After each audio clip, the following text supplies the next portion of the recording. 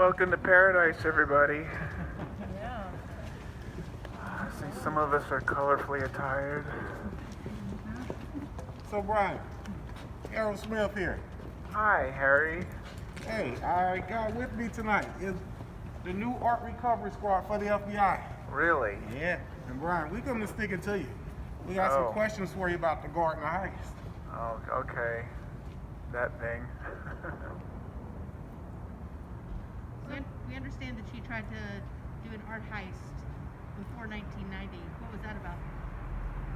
An art heist, yes. I think you're referring to the Hyatt Museum. When I was a young boy of just 20, I heeded the call to adventure and decided to kind of repatriate some of their holdings to Japan. Actually, I had a buyer for the Rembrandt. It's a long story. I ended up casing the joint for about 6 months. Spent $180,000 on the project. I was driving around in a Bentley, passing myself off as Mr. Paul Sterling Vanderbilt, a name that opened some doors.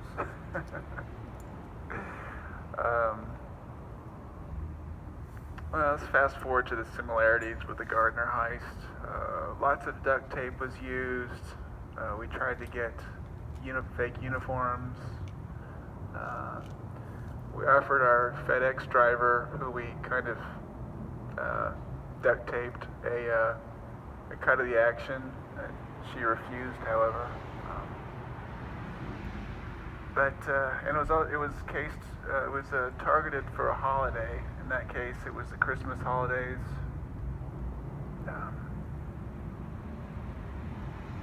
And unfortunately, Christmas traffic kept us outside the gates, outside the doors. We got stuck in a traffic jam and could not get in. So. Was your Japanese buyer still looking for a Rembrandt? We're out of touch. I haven't been in touch with those guys. I don't know if he's even still alive. But, there's.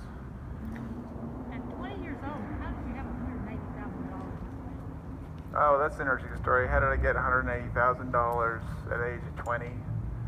Well, it's another long story. And basically, I stole it. I volunteered for some Democratic campaigns in Massachusetts, and certain documents crossed my desk that led to certain safety deposit boxes, which led to a certain associate's degree in criminal community college, if you will, or also known as New York State Prison, where I spent 2 years. So yes, right here. Did you know either of the security guards on duty that night? I did not know any of the guards of the Gardner. Had you been to the Gardner? I had been to the Gardner during its heyday, when its collection was a little more full. I grew up around Boston. So. The Hyatt Museum in upstate New York was actually inspired by the Gardner. Another rich heiress wanted to throw her money around and impress the locals. So she built her own Italian palazzo. So Brian, were you aware that one of the security guards ID'd you as one of the thieves? Yeah, I heard one of the so-called security guards ID'd me, but you gotta remember, he was in there. It looks like an inside job, and he's looking to point the blame somewhere else. And secondly, he's not really a security guard, he's more of a trombone player. Wah, wah. When I understand, I see a hand. Where were you the night of the heist? The night of the Gardner heist, I was home. Home. In what town? Boston town. I heard that it was your alibi to be Oh, no, that's not right. I was home alone in Back Bay, Boston. It's my own business. So who can vouch for you, Brian? No one. I actually went on 60 Minutes and told Morley Safer and the whole world I didn't have an alibi. Recruit, you got a question for Brian? Yeah, so if you didn't know either of the guards, do you have an explanation for why one of them said he was 95% sure that one of the robbers? Yeah, he's 95% sure he doesn't want to go to jail. But what I think they did is they played in various people's voices, and he chose the one that was most local sounding. So I think. Brian, why did you move to South America? Oh my gosh, South America is lovely. So all the great writers have traveled, wanted to see beyond the world they were raised in, and my money goes so much further here. I can just write all day, which is really my main purpose. And they treat me like a prince. They call me El Jaguar. So, Brian, were you aware that there was no extradition treaty? That might have crossed my mind. You know, I might aware, yes. Okay. You know, it's no fun having a FBI van in your neighborhood. So were you a writer before you stole your way into the Writers Guild? I was always a writer. I was in the on the grants committee of the West Coast Writers Guild. That's pretty legit. Mostly, I've mostly been doing ghostwriting for screenwriters. You know, but I have my own script I want to tell you about. I hope you'll see one day. It's about my own life, and it's called Masterpiece.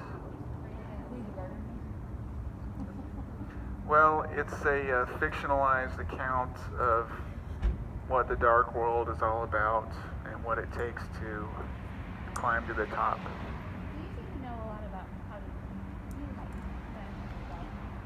When you look at the evidence from the Gardner heist, that Who might have been involved? It's a little perplexing because the things they grabbed were so random, and they were a little thuggish about cutting stuff out of frames and just picking up one thing off the wall that was actually painted on wood that they couldn't transport apparently. But I think it was just someone who ran into Rick at one of his parties and saw what a soft target it was and just decided to grab some. Do you know Carmelo Morlino? I just read about him. It's not really my social strata there. Hey, Brian, my recruit over here has a question for So, you. some say that you really didn't die, that you faked your death. So, what did you die of, and where is your body of your death? Yeah, I contracted HIV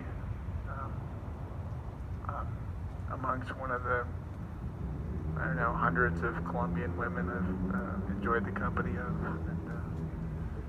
And, pneumonia kind of finished me off. It's all in the medical records.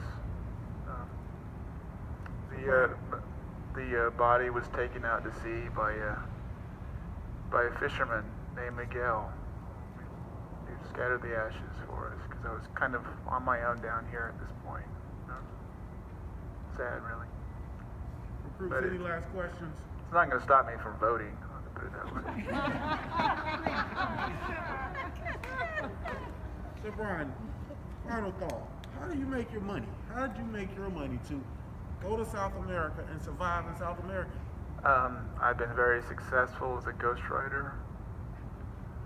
I've got a translation service down here, and I'm still very much in demand as kind of a personal shopper or a concierge, specializing in hard-to-find wall decor. Unique, one-of-a-kind gifts you won't find anywhere else.